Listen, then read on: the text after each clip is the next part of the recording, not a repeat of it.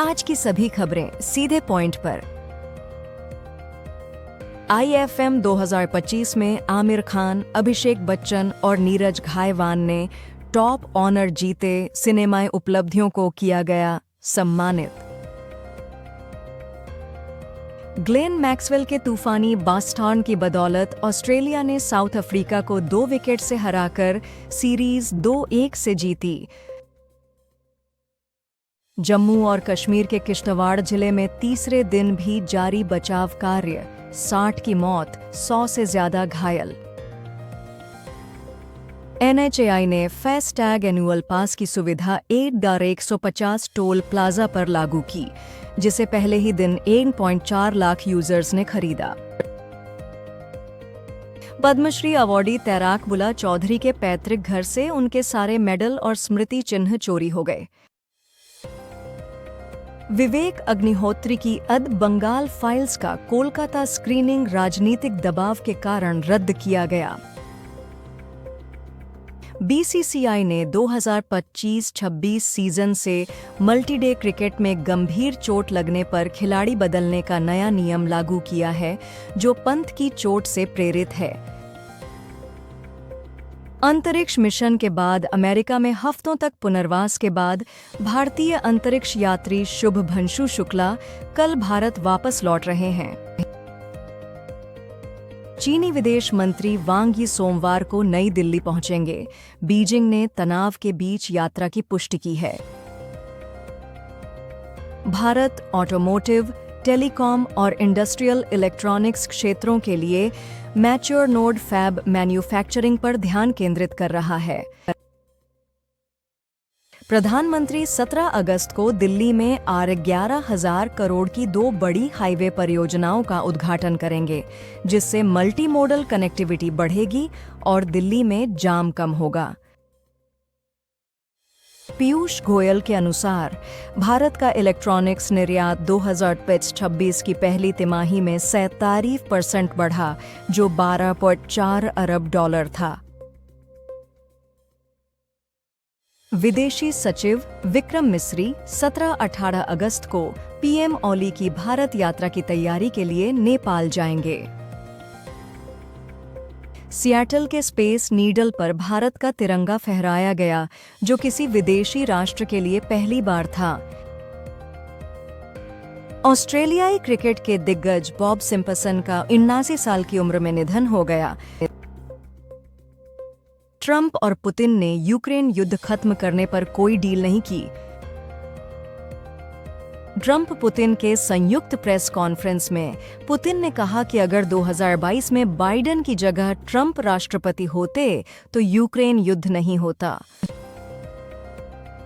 Trump ने Putin से मुलाकात के दिन भारत-पाक युद्ध रोकने का दावा दोहराया। हिलरी क्लिंटन ने कहा है कि अगर ट्रंप यूक्रेन युद्ध को कीव द्वारा कोई क्षेत्र गंवाए बिना खत्म करते हैं तो वह उन्हें नोबेल शांति पुरस्कार के लिए नामांकित करेंगी। ट्रंप ने कहा कि शी जिनपिंग ने उन्हें बताया कि जब तक वह राष्ट्रपति हैं, चीन ताइवान पर कब्जा नहीं करेगा। मुंबई और 6 जिलों के लिए IMD ने जारी किया रेड अलर्ट, अगले 3-4 घंटों में भारी बारिश की संभावना। एयर कनाडा के फ्लाइट अटेंडेंट की हड़ताल के कारण 600 से ज्यादा उड़ानें रद्द हो गई हैं, जिससे हजारों यात्री फंस गए हैं। कीव ने कहा कि रूस ने रात में यूक्रेन पर 85 हमले वाले ड्रोन और एक बैलिस्टिक मिसाइल दागी, जो अलास्का में पुतिन और ट्रंप की बैठक के बाद हुई। दिल्ली में यमुना का जलस्तर खतरे के निशान के करीब 205.22 मीटर पर पहुंचा। अधिकारियों ने हाई अलर्ट जारी किया। राहुल गांधी सासाराम से वोटर अधिकार यात्रा शुरू करेंगे। बीजेपी के डबल इंजन पर सवाल उठाएंगे। विवेक अग्निहोत्री की नई फिल्म द बंगाल फाइल्स का ट्रेलर 16 अगस्त 2025 को कोलकाता में लॉन्च होगा, जो डायरेक्ट एक्शन डे की सालगिरह है।